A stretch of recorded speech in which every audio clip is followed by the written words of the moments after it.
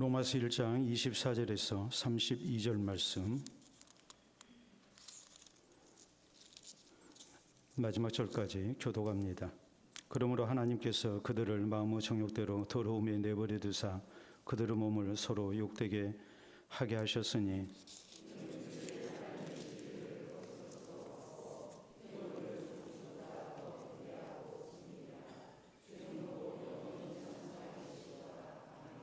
이 때문에 하나님께서 그들을 부끄러운 욕심에 내버려 두셨으니 곧 그들의 여자들도 순리대로 쓸 것을 바꾸어 영리로 쓰며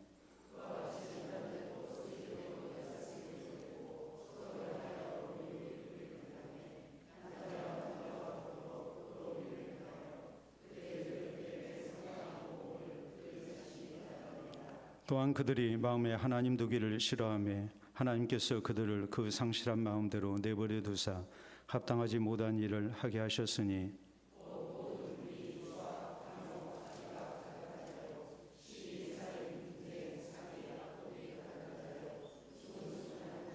비방하는 자요, 하나님께서 미워하시는 자요, 능욕하는 자요, 교만한 자요, 자랑하는 자요, 악을 도모하는 자요, 부모를 거역하는 자요,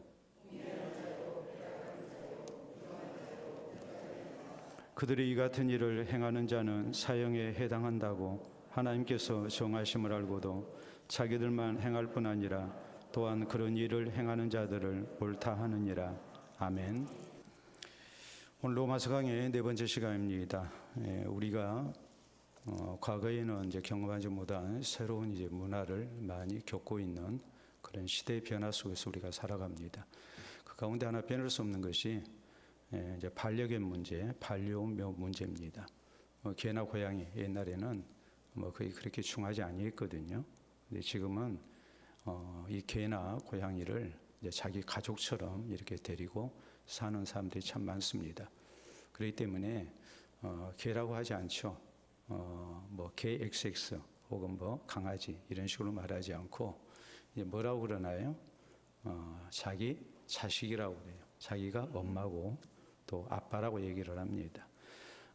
반려견이나 반려묘를 기르신 분들은 이제 충분히 그것을 느끼실 겁니다. 또 우리가 주변에서 그런 경우를 많이 이제 보죠. 그런데 문제는 뭐냐면 우리나라에 이제 이렇게 반려견, 반려묘가 대략적으로 한 1,300만, 1,400만 마리 있다고 이렇게 얘기를 합니다. 그런데 사람도 그런 것 같아요. 사람도 내가 스스로 내 삶을 책임지고 이렇게 살 때는 주변 사람들에게 짐이 되지 아니하는데 내가 내 몸을 건사하지 못하고 또 주변 사람에게 짐이 되고 그러면 상당히 불편한 존재가 되고 말죠. 그런데 개나 고양이를 자기 자식처럼 가족처럼 이렇게 데리고 살다가 이제 자연적 수명이 이렇게 다 되면 대략 한 10년 넘어가고 13년, 14년 아무리 잘 돌봐도 그 정도 살기가 쉽지가 않습니다. 병원에 자주 데리고 가야죠. 또 자주로 이렇게 아프고 또 주인하고 충분한 교감을 나누지 못하는 그런 이제 불편한 존재가 되고 맙니다. 그러면 어떤 일이 벌어질까요? 이제 버리는 일이 생깁니다. 그래서 유기견 또 유기묘에서 우리나라에 이렇게 버려지는 그런 반려견이나 반려묘가 이 유기견, 유기묘가 대략적으로 한 100만 마리 정도 된다 이렇게 얘기를 합니다. 그런데 실제적으로 이렇게 언론에 보도된 거, 또 노출된 거, 그 숫자는 이제 극히 일부라고 보고 이것보다도 한 2배에서 3배 정도 이렇게 될 거라고 추측을 하거든요. 그러니까 상당히 많은 이런 반려동물들이 이제 버려지고 있는 거예요. 유기당하고 있는 거예요. 굉장히 무책임하고 또 생명 경시 현상이 이렇게 나타날 수밖에 없죠. 그런데 내 아이라고 그러고 내 아가라고 그러고 가족이라고 그러고 돌봤는데 그걸 이제 버린단 말이에요. 그러면 사람이라면 어떻게 할까? 신생아라면 그렇게 버릴 수 있을까? 또 내 부모라면 버릴 수 있을까? 그러기는 쉽지 않겠죠. 그렇기 때문에 이 유기견 문제, 유기동물 문제가 우리나라에 상당한 그런 이제 사회 문제가 되어 있는 것, 우리가 매스컴을 통해서도 우리 주변에서 이렇게 많이 볼 수 있는 현상들입니다. 우리는 지난 시간에 하나님의 진노에 대해서 말씀을 살폈습니다. 우리 하나님은 사랑의 하나님이신데 왜 하나님은 이렇게 사람에 대해서 진노하시는가? 그것은 하나님은 사랑의 하나님이시면서 공의의 하나님이시기 때문에 무조건 사랑만 하시면 하나님의 공의가 빛을 잃게 됩니다. 그리고 하나님의 사랑을 우리가 소홀히 여기기가 쉽습니다. 그렇기 때문에 하나님께서는 이제 하나님의 공의의 진노와 심판을 이제 사람들에게 나타내신다고 그랬습니다. 그러면 어떤 사람에게 하나님께서 이렇게 하나님의 심판을, 하나님의 공의를 나타내시는가? 그것은 불경건하고 불의하고 또 무신론자들에게 나타내신다고 그랬죠. 하나님께서 창조하신 자연 세계를 통해서 우리에게 하나님을 알만한 것을 분명히 주셨습니다. 그런데 우리 인간이 범죄하고 우리의 본성이, 영성이 이렇게 부패했기 때문에 우리가 하나님을 바로 섬기지를 못합니다. 그래서 하나님께서는 성경을 통해서 이제 특별 계시를 우리에게 주신 겁니다. 성경 계시를 나타내시고 또 직접 육신을 입고 이 땅 가운데 오셔서 우리에게 죄인된 우리가 구원 얻을 수 있는 길을 알려주셨습니다. 이분이 바로 예수 그리스도이십니다. 이것은 특별 계시거든요. 자연 계시가 있는가 하면 일반 계시가 있고 또 일반 계시가 있는가 하면 특별 계시가 있고 이 특별 계시가 바로 성경 계시, 예수 그리스도를 통한 계시라는 말씀을 살폈습니다. 그래서 하나님을 알고 하나님을 섬기도록 하셨는데 이 사람들이 이것을 믿지를 아니한단 말이에요. 우상 숭배에 빠져서 하나님을 부정한단 말이에요. 이런 사람들에게 하나님께서 하나님의 공의의 심판을 내리십니다. 그래서 하나님의 사랑이 얼마나 소중한가를 우리에게 알게 하시고 또 한편으로 공의의 하나님을 저희가 두려워하며 또 하나님을 경외케 하십니다. 그런데 이렇게 하나님을 알만한 것이 있음에도 불구하고 또 하나님의 계시 은혜가 있음에도 불구하고 이것을 바로 받아들이지를 못하고 이제 버리는 사람들, 이런 사람들이 하나님을 영화롭게 하지 아니하고 우상 숭배에 빠진다. 이것이 우리가 지난 시간에 살폈던 말씀이에요. 그러니까 우리는 겸손히 하나님의 하나님 되심을 인정하고 우리가 하나님을 섬기고 하나님의 인도를 따라 살아야 됩니다. 하나님 경외하고 예수 그리스도를 믿고 섬기고 사는 것, 이것이 얼마나 큰 하나님의 복인가, 이걸 우리가 잊어서는 안 된다고 그랬죠. 우리가 예수님을 믿고 안 믿고 하나님을 경외하고 안 하고는 이것은 우리에게 선택의 조건이 아니고 우리가 살기 위해서 꼭 필요한 필수 조건이라는 것이 우리가 지난 시간에 살폈던 말씀의 핵심적인 내용이에요. 오늘 성경 말씀은 하나님의 진노가 어떤 모습으로 나타나는가, 여기에 대해서 유기의 모습으로 나타난다고 말씀을 하세요. 유기라는 말은 내버림이라는 말입니다. 자, 우리가 반려묘 키우다가, 반려동물 키우다가 내 마음에 안 들면 또 힘들면 유기해버리는 것과 마찬가지로, 내버리는 것과 마찬가지로 오늘 성경 말씀은 하나님을 바로 섬기지 아니하는 사람들, 이런 사람들에 대해서 하나님께서 유기하셨다라는 사실을 강조를 해요. 그래서 하나님의 유기가 이제 우리의 신앙생활에 있어서 얼마나 중요한가, 이 하나님의 유기를 알고 이것을 두려워하며 우리가 하나님 앞에 버림당하지 않도록 바른 신앙생활을 힘써야 된다, 이것을 우리에게 상대적으로 강조를 하고 있는 거예요. 무신론자들, 하나님을 경외하지 않는 자들, 이들을 하나님께서 유기하셨고 이런 유기를 통해서 우리가 하나님의 자녀로 선택받은 것이 얼마나 큰 복이고 이것이 얼마나 소중한가를 알고 우리가 하나님 앞에 버림당하는 사람 되지 않도록 우리가 신앙생활을 바로 해야 된다는 것을 상대적으로 우리에게 가르치고 있는 것이 오늘 보면 32절까지 1장의 마지막 내용입니다. 자, 그렇기 때문에 우리가 이 하나님의 유기, 이것을 우리가 생각할 때에 먼저 생각해야 할 일은 뭐겠습니까? 신앙세계에 하나님의 유기가 있다는 사실을 우리가 잊어서는 안 돼요. 다시 말하자면 하나님의 진노가 어떤 모습으로 나타나는가, 성경은 먼저 말씀하시기를 하나님께서 내버려 두시는 유기의 모습으로 나타난다고 강조를 하십니다. 자, 24절로 25절에 있는 말씀 봅니다. 그러므로 하나님께서 그들을 마음의 정욕대로 더러움에 내버려 두사 그들의 몸을 서로 욕되게 하게 하셨으니 이는 그들이 하나님의 진리를 거짓 것으로 바꾸어 피조물을 조물주보다 더 경배하고 섬김이라 주는 곧 영원히 찬송할 이시로다. 아멘이라고 했습니다. 자, 하나님께서 이제 이렇게 하나님의 뜻을 따라서 살지 아니한 사람들, 이 사람들을 자기 마음대로 살도록 그냥 내버려 두신다. 저희를 불신한 상태로 그냥 버려 두신다. 그래서 저희가 뭐 합니까? 우상을 숭배하죠. 그리고 하나님 말씀대로 살지 아니해요. 근데 성경은 말씀하기를 이건 자유가 아니다. 이건 형통한 것이 아니다. 평안한 것이 아니다. 하나님께서 이런 사람들을 자기들 마음대로 살게 하시고 내버려 두셔서 망하는 길로 가게 하시는 거다. 이렇게 성경은 말씀을 하고 계신단 말이에요. 그렇기 때문에 오늘 본문 성경에 보면 하나님이 내버려 두셨다라는 말이 3번이나 계속 나와요. 24절에 내버려 두셨다는 말씀이 나오죠. 그러므로 하나님께서 그들을 마음의 정욕대로 더러움에 내버려 두사 그들의 몸을 서로 욕되게 하게 하셨으니라고 했어요. 또 26절에 있는 말씀을 보면 이 때문에 하나님께서 그들을 부끄러운 욕심에 내버려 두셨으니 또 그들의 여자들도 순리대로 쓸 것을 받고 영리로쓰며 라고 말씀을 했고 28절에 보면 또한 그들이 마음에 하나님 두기를 싫어하며 하나님께서 그들을 그 상실한 마음대로 내버려 두사 합당하지 못한 일을 하게 하셨으니 라고 이렇게 말씀을 하십니다. 여러분, 이런 말씀들은 뭘 얘기하느냐? 인간의 자유의지와 하나님의 은총의 한계에 대해서 말씀을 하고 있는 거예요. 하나님은 우리를 로봇으로 만들지 아니했어요. 하나님은 우리를 자유의지를 갖게 하셨어요. 그래서 우리의 삶에 대해서 우리가 스스로 선택하고 결정하게 하시고 또 거기에 대해서 책임을 지게 하셨습니다. 이걸 인간의 자유의지라고 말을 합니다. 그런데 문제는 하나님께서 우리에게 자유의지를 주셨지만 우리가 그 자유의지를 가지고 하나님 앞에 합당한 신앙의 자세를 갖지 아니하면 하나님께서는 우리에게 은혜를 주시지 아니에요. 하나님의 은총이 아무에게나 주어지는 것이 아니고 은혜 받을 자에게만 주어지는 거란 말이에요.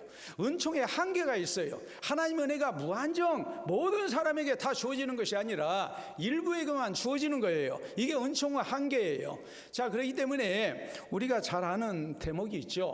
자, 바로라는 사람, 하나님께서 모세를 통해서 아론을 통해서 하나님이 어떤 분이신가라는 것을 여러 차례 증명을 하십니다. 근데 말을 안 듣죠. 말을 안 들으니까 하나님께서 뭐 하십니까? 바로의 완악함대로 그냥 내버려 두세요. 또 우리가 가룟 유다에 대해서 우리 예수님께서 여러 차례 경고하십니다. 근데 말을 안 듣죠. 그러니까 예수님이 뭐라고 말씀하십니까? 가서 너 하고자 하는 일을 해라라고 해요. 이게 바로 뭐냐면 하나님의 이제 유기예요. 하나님께서 그냥 버리시는 거예요. 자기가 하고 싶은 대로 내버려 두는 거예요. 그러니까 우리의 신앙생활 속에서 내가 하고 싶은 대로 마음대로 하는 자유가 우리에게 복이 아니라 오히려 어떤 경우 하나님께서 우리를 구속하시고 내게 간섭하시는 것이 하나님 은혜라는 것을 알아야 됩니다. 여러분, 우리가 성경에 보면 중요한 사실이 나오죠. 그 뭐냐면 우리의 신앙생활도 하나님 은혜가 있어야 가능하다는 사실이에요. 자, 너희는 나를 누구라 하느냐? 베드로가 고백합니다. 주는 그리스도시요 살아계신 하나님의 아들이십니다. 그때에 예수님께서 하신 말씀이 바요나 시모나 요한 아들 시모나 네가 복이 있도다. 이것을 내게 알게 한 이는 혈육이 아니요 하늘에 계신 내 아버지시니라라고 말씀하시거든요. 하나님 은혜가 있기 때문에 우리가 믿는다고 우리 주님은 말씀하셨어요. 또 바울이 빌립보에 가서 예수 그리스도의 복음을 증거할 때에 한 여인이 예수님을 구주로 믿습니다. 루디아였습니다. 그 루디아가 예수님을 믿은 것에 대해서 성경은 뭐라고 말씀하십니까? 주께서 루디아의 마음을 여시니까 루디아가 믿게 됐다라고 이렇게 말씀을 하세요. 그러니까 이런 모든 일은 하나님의 특별한 은혜가 있어야 우리가 예수님을 구주로 믿는단 말이에요. 그런데 이런 하나님의 은혜가 없고 하나님이 우리를 내버려 두시면 우리는 절대로 구원을 받을 수가 없어요. 그러니까 우리가 명심을 해야 됩니다. 하나님의 내버려 두심이 결코 우리에게 자유가 될 수 없다는 사실이에요. 반대로 하나님이 나로 하여금 성령으로 나를 사로잡으신 것이 구속이 아니라는 사실이에요. 이것은 하나님의 은혜 가운데 거하게 하시는 참으로 놀라운 은혜예요. 여러분, 우리나라에 이제 1000만 관객이 동원된 영화, 그 전에는 1000만이라는 관객을 우리가 상상도 못했어요. 그런데 우리나라에 이제 친구라는 영화가 2001년에 방영이 됐습니다. 상영이 됐습니다. 상영이 돼서 이 친구라는 영화가 무려 814만 명을 관객을 동원을 했어요. 그래서 이 친구라는 영화를 보고 우리나라에도 이제 1000만 관객 시대가 열리겠구나 이렇게 꿈을 갖게 했어요. 그리고 그로부터 불과 2년이 지난 2003년도에 북파 공작원들에 대한 그런 유명한 영화가 나왔죠. 그 영화가 뭡니까? 실미도입니다. 실미도라는 영화가 나왔습니다. 그 영화가 무려 1080만 명을 동원해서 우리나라 최초로 1000만을 돌파한 영화가 됐습니다. 오늘날까지 우리나라에 1000만 이상의 관객을 동원한 영화, 그 숫자는 대략적으로 한 30편 정도 이렇게 됩니다. 여러분, 최고로 많이 관객을 동원했던 영화는 뭘까요? 여러분도 보셔야만 이 숫자가 됩니다. 뭘까요? 명량이라는 영화가 2014년도에 상영이 돼서 1761만 명이 관람을 했습니다. 그리고 5.18 광주에 대한 또 유명한 영화가 있죠. 2017년도에 무슨 영화 나왔나요? 택시 운전사라는 영화가 1219만 명 이렇게 이제 동원을 했죠. 그리고 기생충이라는 영화, 우리가 너무나도 잘 아는 영화입니다. 이게 아카데미 상을 수상을 했잖아요. 2019년도에 1031만 명 이렇게 관객이 동원됐습니다. 그러니까 우리나라에 이렇게 1000만 명 이상의 관객을 동원할 수 있다라는 그 꿈을 갖게 한 영화가 아까 뭐라고 그랬어요? 친구라는 영화라고 그랬거든요. 친구라는 영화 한번 조사 한번 해보겠습니다. 보신 분? 많아요. 친구라는 영화 보신 분 많은데, 친구라는 영화를 814만이 동원된 영화를 보고 곧 1000만을 돌파하겠다. 그리고 실제 이것이 2년 후에 현실로 나타났거든요. 1000만을 돌파하겠다고 그렇게 확신을 가졌던 이유가 있어요. 그 이유는 다른 게 아니고 이게 청소년 관람 불가 영화였어요. 대략적으로 1000만 이상 동원된 영화는 청소년들도 보는 영화예요. 가족들이 가서 볼 수 있는 영화예요. 그래서 1000만 이상 동원이 가능했거든요. 근데 친구는 안 그랬어요. 이게 청소년 관람 불가 영화인데 800만 이상이 동원이 됐단 말이에요. 관객들이 몰려들었어요. 친구라는 영화를 통해서 하나의 사회문화적 현상이 일어나죠. 너나도 친구를 찾고 그런 일이 생기지 않았습니까? 동창회가 반창회가 막 활기를 띠고 그랬습니다. 근데 친구라는 영화에 보면 이제 내 친구가 나오는데 그 가운데 조폭의 세계로 빠져들어간 친구가 나옵니다. 근데 그 친구가 그렇게 됐던 그 원인이 나와요. 청소년 때 가출을 했어요. 가출을 했다가 집에 돌아왔어요. 그런데 가족 가운데 아무도, 부모님도 너 왜 가출했느냐, 가출하면 되느냐 하고서 뭐 훈계를 한달지 혼을 낸달지 타이른달지 아무 얘기하지 않는 거예요. 며칠 가출했다가 들어왔는데 부모님도 그렇고 아무도 관심을 두지 않은 거예요. 무관심한 거예요. 그러니까 이것을 어떻게 받아들일까요? 나는 집에서 내놓은 자식이구나. 나는 버림받았구나. 유기예요. 그러니까 더 이상 있을 수가 없었던 거예요. 다시 가출하죠. 그리고 조직폭력배가 되는 거예요. 참 아픈 일입니다. 우리가 아름다운 구속이라는 말을 많이 씁니다. 아름다운 구속이라는 말은 어떤 의미일까요? 사랑하는 사람에게 스스로 포로가 되는 경우를 얘기합니다. 두 사람이 서로 사랑하는데 뭐 이런 음식은 먹지 마라. 뭐 저녁에는 일찍 자라. 집에 뭐 일찍 들어가라. 이런 식으로 얘기를 하게 되면 그걸 어떻게 받아들일까요? 간섭한다고 받아들일까요? 나에 대한 관심과 사랑이라고 받아들일까요? 곰곰이 생각해 보세요. 아름다운 구속이라니까요. 관심이 있으니까, 사랑하니까 간섭 같은 형태로 자꾸 얘기를 하죠. 여러분, 미국의 사회심리학자인 에리 프롬이라는 유명한 박사가 있습니다. 이분이 쓰신 책 가운데 이런 책이 있습니다. 한번 보도록 하겠습니다. 자유로부터의 도피라는 제목의 책입니다. 이 책의 내용은 이렇습니다. 예전에는 억압과 굴레에서 도피하는 것을 자유라고 생각했습니다. 간섭 안 받고 내 마음대로 살고 이걸 자유라고 생각했어요. 근데 현대인들은 이것을 더 이상 자유라고 생각하지 않습니다. 어딘가에 내가 소속되기를 원합니다.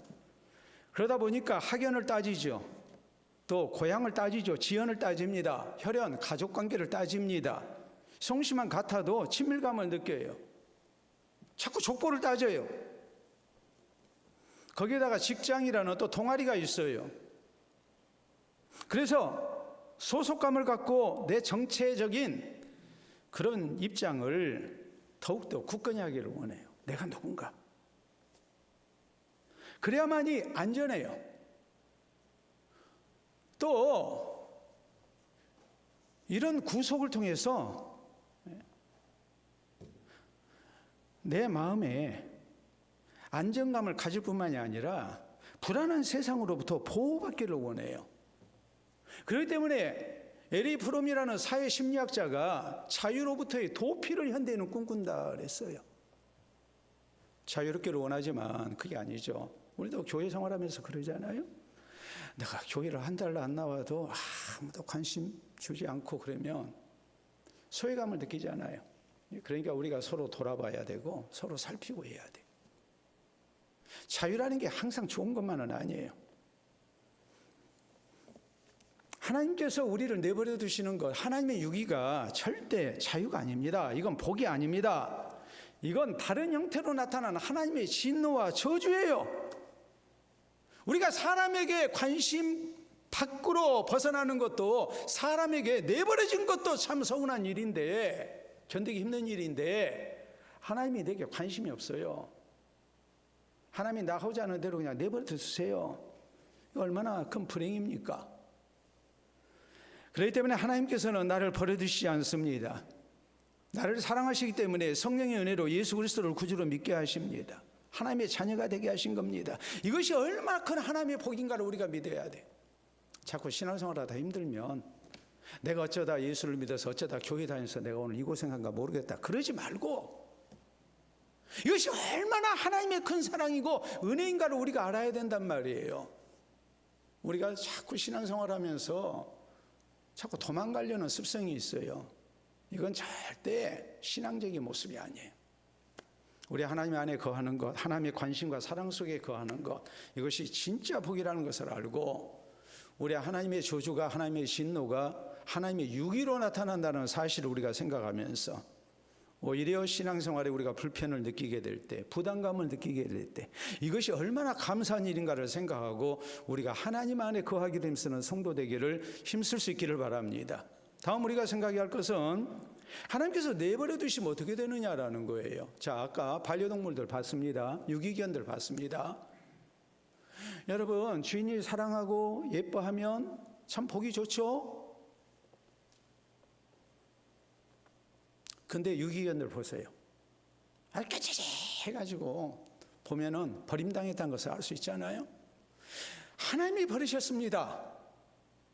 하나님께서 유기하셨습니다. 그러면 그 인생이 좋을까요?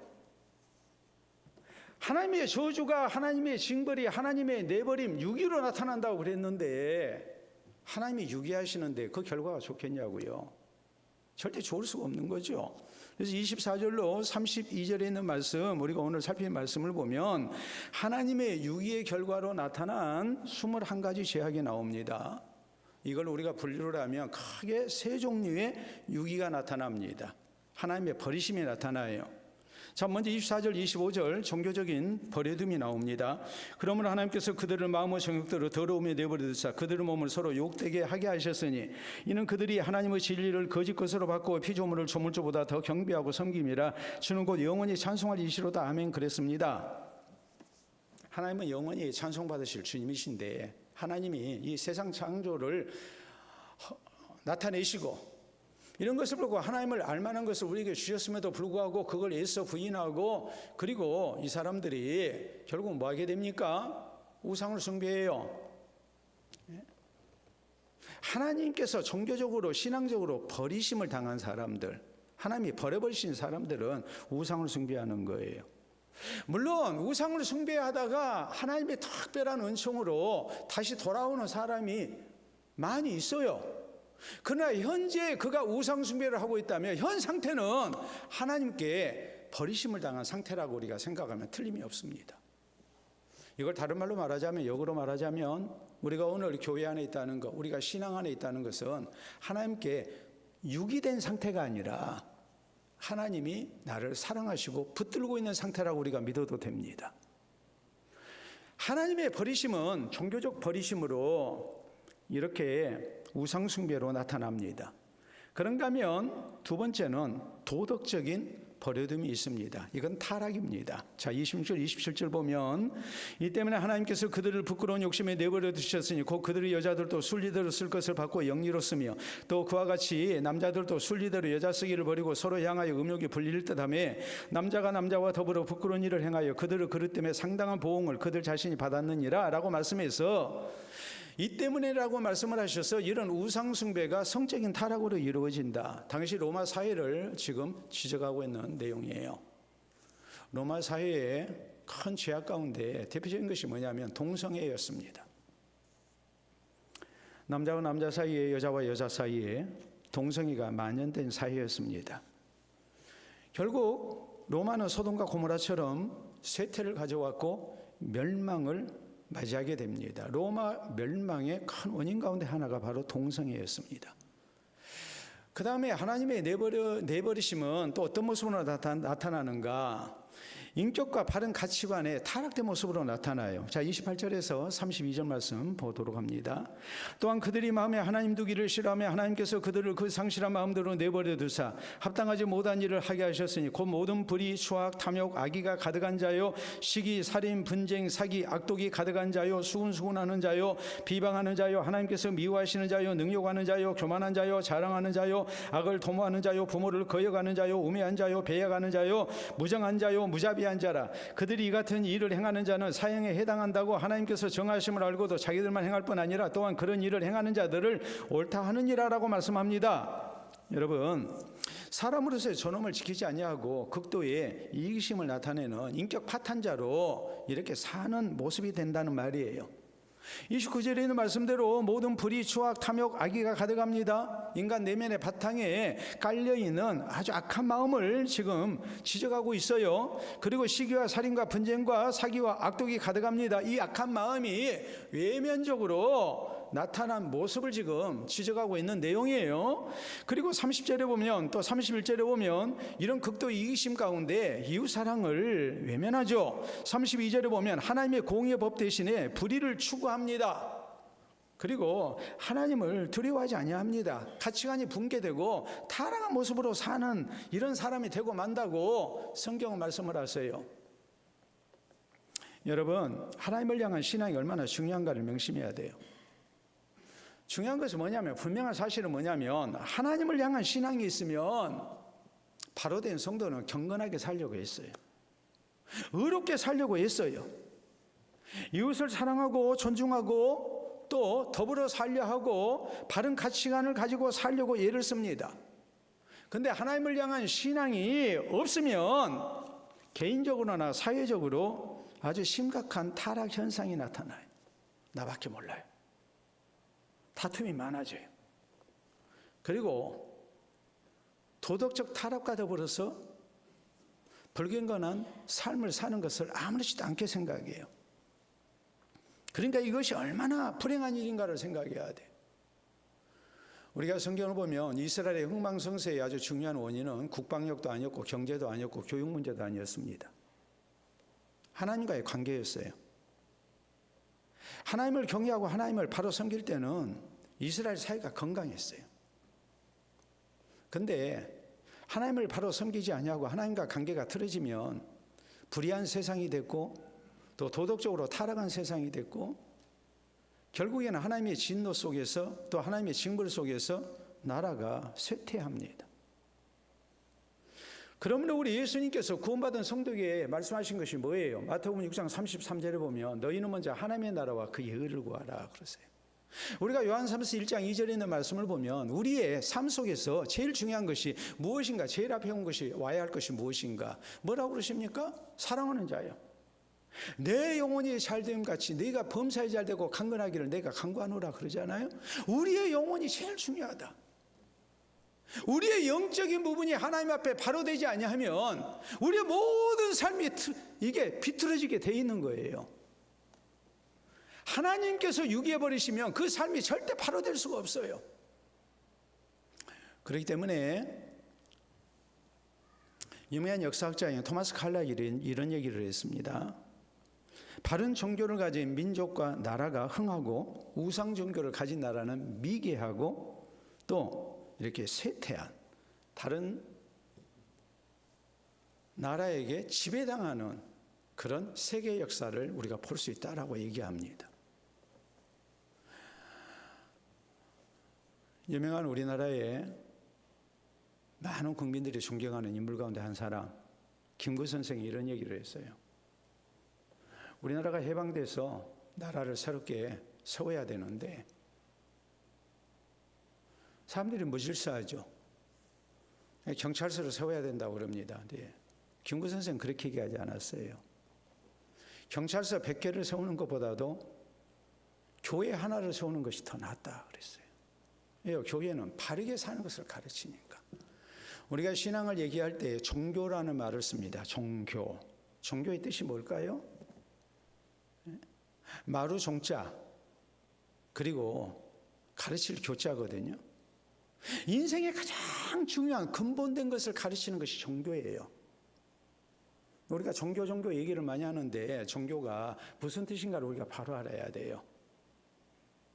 우리의 신앙이 하나님을 향한 신앙으로 바로 되지 아니하면 하나님이 버리시게 되고 결국 이 내버리심 속에 유기 속에서 심각한 가치관의 붕괴가 일어나고 인격이 파탄되고 그리고 자기밖에 모르는 이기적인 세상이 되고 맙니다.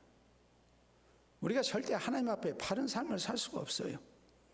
그렇기 때문에 우리 성도가 명심해야 될 것은 바른 신앙이 내 인생의 근본이라는 것을 알아야 돼요. 그리고 하나님 경외하고 하나님 말씀을 따라 순종하고 살고 하나님 앞에 바른 삶을 살려고 애써야 합니다. 그것이 하나님의 사랑을 받고 하나님의 은총을 누릴 수 있는 조건인 것을, 자격인 것을 우리가 기억할 수 있기를 바랍니다. 자, 세 번째 우리가 생각해야 할 것은 그러면 왜 우리가 이렇게 살아야 되는가? 행함 있는 신앙의 중요성을 잊지 말아야 돼요. 왜냐? 버림받은 자의 두드러진 특징이 뭐라고 그랬어요? 잘못된 삶의 모습이라고 그랬거든요. 버림받은 증거가 뭐로 나타나요? 이렇게 인격이 잘못되고 가치관이 붕괴되고 자기밖에 모르고 죄 있는 것을 아무렇지도 않게 생각하고 이런 모습으로 나타난다고 그랬잖아요. 인간의 타락한 본성이 그냥 내 언행을 통해서 나타나는 거예요. 그러니까 하나님 앞에 유기당하지 않고 하나님의 택하심 가운데 구원 얻은 성도의 모습은 그런 모습이 돼서는 안 된다는 말이에요. 그러니까 우리 성도에게 있어서 중요한 것이 뭐겠습니까? 버림받은 자들과는 다른 모습의 삶의 자세가 우리에게 있어야 돼요. 버림받은 자의 사는 모습이 저희가 버림받았다는 것을 증거하고 있는 것과 마찬가지로 우리가 버림받은 자와 같은 삶을 살지 아니한 것이 하나님 앞에 버림받지 아니하고 하나님의 택함을 입으신 백성이라는 증거가 되기 때문에 우리에게 행함 있는 신앙이라는 것이 그렇게 중요한 거예요. 결론적인 게 그겁니다. 택함받은 성도가 바른 행실이 없다면 비신자와 똑같은 버림받은 자와 똑같은 모습으로 산다면 우리는 그 사람에 대해서 택함받았다고 얘기할 수가 없어요. 여러분 동네에 유기견이 돌아다닙니다. 유기견인지 아닌지 몰라요. 근데 우리는 유기견이라고 바로 인정을 해버려요. 그렇게 판단을 해요. 뭘 보고 얘기합니까? 유기견인지 아닌지 어떻게 합니까? 예? 지저분하잖아요. 지저분. 돌 보는 사람이 없다고 판단이 되잖아요. 그런데 깨끗하게 단장된 아주 예쁜 개가 돌아다니고 있으면 아니 주인하고 지금 헤어져 가지고 예? 자기 집을 잃어버리고 지금 저러는구나 하고서 저 개 주인 찾아줘야 된다고 그러지 않겠습니까? 우리의 신앙생활 속에서 이 택함의 증거, 유기의 증거가 뭐로 나타나냐 했을 때 우리의 외적인 삶의 모습을 통해서, 행실을 통해서 증거가 된다는 말이에요. 우리 예수님께서 마태복음 7장에 나더러 죄지하는 자마다 다 천국에 들어갈 것이 아니오 다만 하늘에 계신 내 아버지 뜻을 행하는 자라야 들어가리라라고 말씀하십니다. 여러분, 야고보서 전체를 통해서 우리에게 뭘 강조합니까? 행함이 있는 믿음을 강조하잖아요. 행함을 통해서 우리의 신앙을 증명해라. 행함이 없으면 어떻게 믿음 있는 사람이라고 인정을 받겠느냐라고 우리에게 말씀하죠. 데살로니가전서 1장에 보면 바울 사도는 당시 아주 모범적인 교회를 소개합니다. 데살로니가 교회입니다. 믿음의 역사와 사랑의 수고와 우리 예수 그리스도를 향한 소망의 인내로 아름다운 소문이 나는 교회였고 많은 교회의 본이 되는 교회였다. 근데 거기에 바울은 또 이렇게 말합니다. 하나님의 사랑하심을 받은 형제들아 너희를 택하심을 아노라 그랬어요. 믿음으로 살기 때문에 믿음으로 행하는 것이 있었습니다. 사랑으로 살았기 때문에 이웃을 사랑하며 수고하고 섬기는 모습이 있었습니다. 하나님을 향한 소망으로 살았기에, 예수 그리스도를 향한 소망으로 살았기에 아무리 힘들고 어려워도 신앙 버리지 아니하고 인내하고 살았습니다. 그걸 보고 그러므로 하나님의 사랑하심을 받은 형제들아 너희를 택하심을 아노라 라고 말씀을 해요. 너희는 절대 유기된 백성이 아니다. 너희는 정말 하나님이 택하신 백성이다. 자, 우리 광주시에 시목이 있습니다. 시목이 뭘까요? 광주시의 시목. 예? 시내에서 우리가 많이 볼 수 있는 나무가 있죠. 시목이에요. 뭐예요? 예, 은행나무입니다. 우리 교회 앞에도 있잖아요. 은행나무예요. 근데 은행나무를 오늘날 퇴출을 해요. 왜 퇴출할까요? 특히 암나무는 열매가 열리고 그 열매 냄새가 너무나 독해서 그러니까 막 피해 다니잖아요. 자, 은행 우리가 한번 보도록 하겠습니다. 여러분, 은행을 보면 얼마나 예뻐요. 가보고 싶지 않습니까? 다음 보도록 하겠습니다. 저렇게 예쁘잖아요. 가을에. 또 볼까요? 얼마나 예뻐요. 또 이렇게 막 600년 이상 된 이런 은행나무도 보호수로 이렇게 관리가 되고 있죠. 다음 사진 빨리 보여주세요. 저렇게 600년 이상 된 나무도 있잖아요. 근데 저 나무 밑에 제가 가봤어요. 근데 가까이 못 가겠어요. 뭐 때문에? 무슨 냄새 때문에? 지뢰가 많아요. 지뢰가.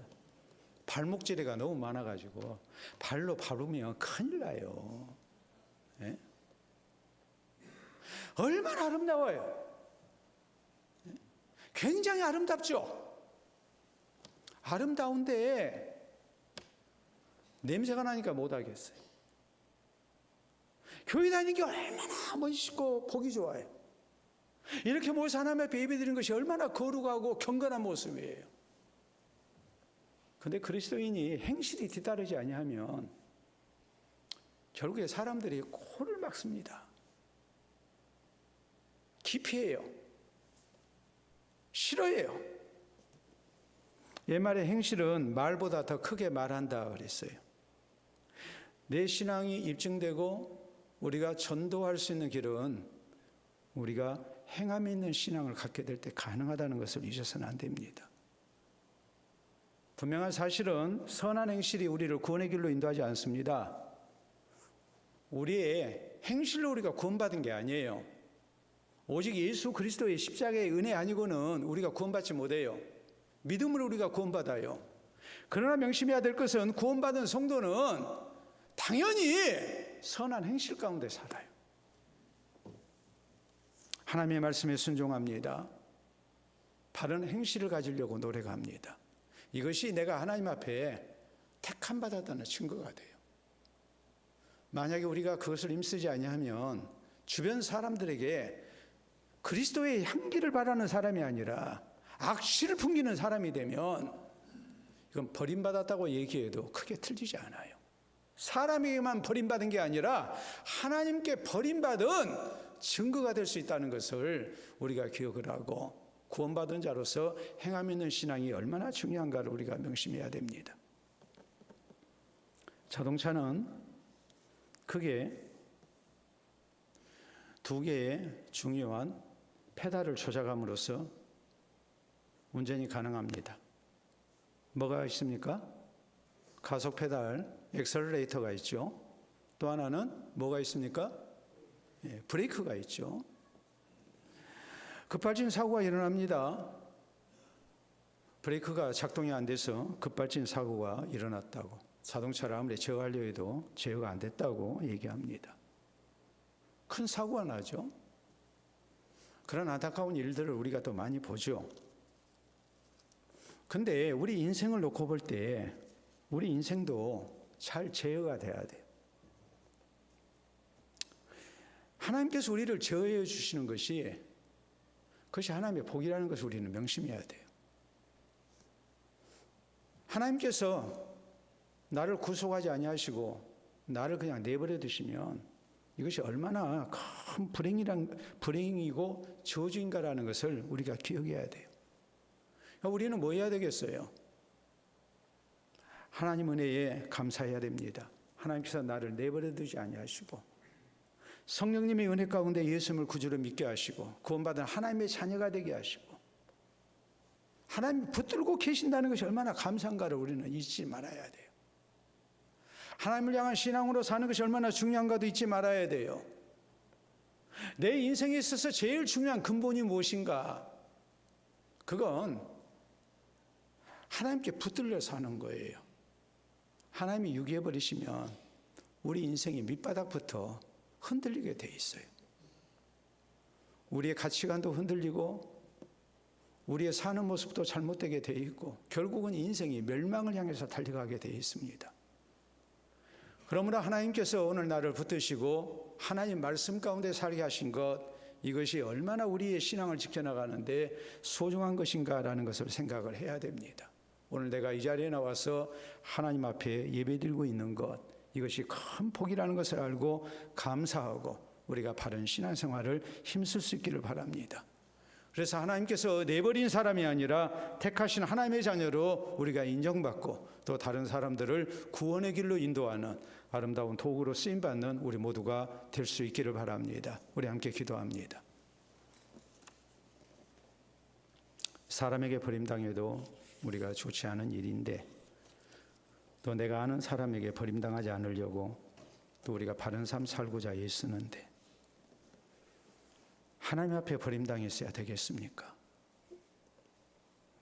하나님이 나를 붙들고 계시는 것이 참 감사한 일인 것을 명심하고 우리가 하나님 말씀 따라서 바른 삶 살 것을 다짐합시다.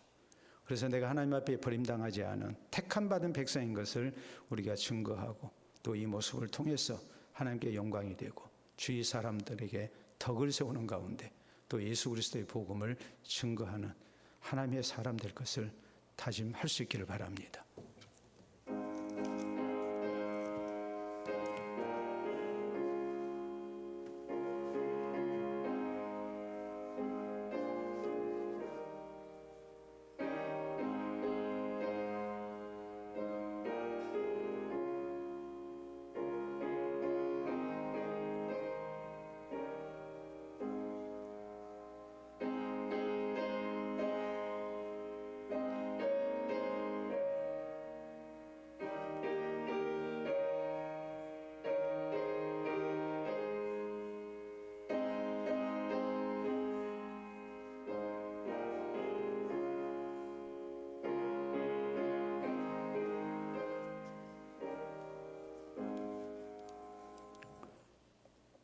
은혜와 사랑이 풍성하신 아버지 감사합니다.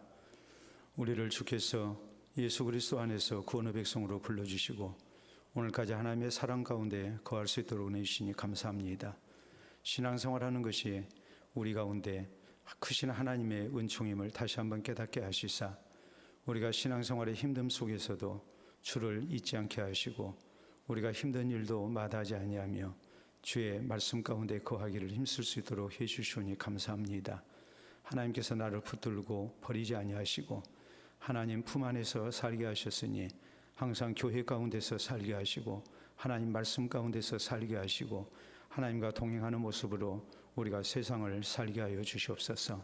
그래서 구원받은 백성으로 합당한 행함 있는 신앙 있게 하시고 이 신앙의 모습을 통해 주께서 부르심을 더욱 굳건히 하게 하시고 또한 구원받은 백성으로 세상 가운데 덕을 세우며 또 많은 이들에게 하나님의 영광을 나타내게 하시고 예수 그리스도의 구주되심을 증거하게 하시고 또 많은 이들을 구원의 길로 인도하는데 귀히 쓰임받는 하나님의 사람들 다 되게 하여 주시옵소서.